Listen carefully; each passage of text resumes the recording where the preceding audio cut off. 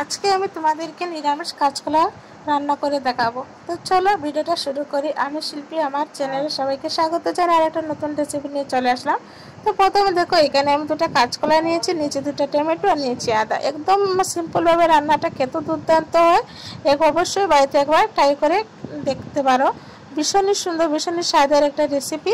তো প্রথমে দেখো, এখানে আমি এক বাটিতে দিয়ে দিচ্ছি জল, আর দিয়ে দিচ্ছি হলুদের গুঁড়ো, আর দিয়েছি লবণ, আর দিয়ে দিচ্ছি কাঁচকলাগুলোকে আমি কেটে ধুয়ে ভালো করে 2 পিস করে দিয়ে দিয়েছি। তো এগুলো সিদ্ধ হতে থাক। এখানে দেখো আমি নিয়েছি দুটো টমেটো, আদা, আর এখানে যা যা মশলা লাগে আমি দিয়ে দিয়েছি। আর দিয়েছি হলুদ গুঁড়া, লঙ্কা গুঁড়া, জিরে গুঁড়া, জিরে দিয়েছি আস্ত, আর দিয়েছি ধনিয়া গুঁড়ো। তো এগুলো আমি পেস্ট করে নিলাম। কত সুন্দর হয়েছে পেস্ট করা।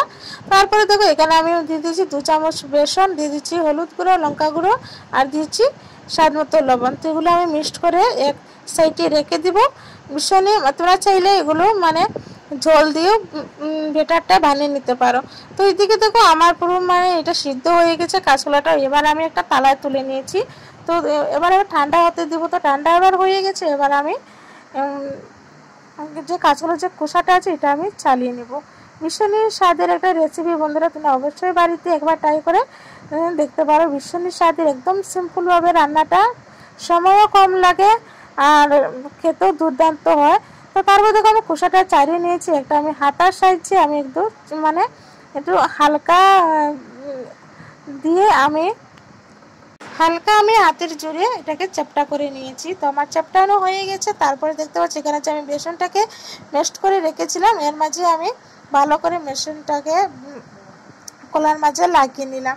তারপর এদিকে তো তেলটাও গরম হয়ে গেছে। এবার আমি তেলের মাঝে একে একে দিয়ে দিলাম। তোমরা চাইলে এটা জল দিয়েও বেটারটা বানাতে পারো। তো আমি ভাবছি যে এরকমই বানালেই বেশ ভালো লাগে খেতে। তো তারপরে দেখো, এদিকে এক পাশ হয়ে গেছে, আমি একদম অল্প আছে এটাকে ভাজছি। তো আমার দেখো বাজানো একদম কমপ্লিট হয়ে গেছে। এবার সুন্দর করে ভেজে নিয়েছি একদম হালকা করে। এবার দেখো আমি চেনিতে তুলতে পারছি না, তারপরে তুলে নিয়েছি, পড়ে গেছিল।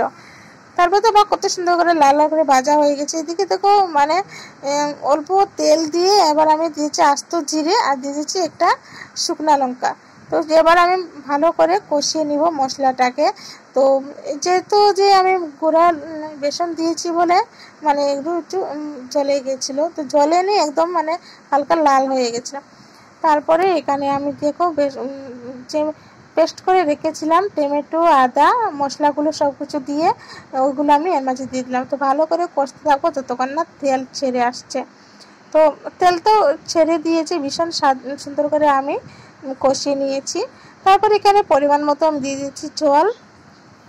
তো জলটাকে দিয়ে এবার আমি একটু ঢাকনা দিয়ে দিব। আর এখানে দেখো আমি নিয়েছি গোটা গরম মশলা, নিয়েছি এলাচ। তো এগুলো আমি পিষে নেব শিলবাটায়। তো শিলবাটা আমার পিষা হয়ে গেছে। এবার এখানে আমি স্বাদ মতো দিচ্ছি লবণ, আর দিয়ে দিচ্ছি অল্প চিনি।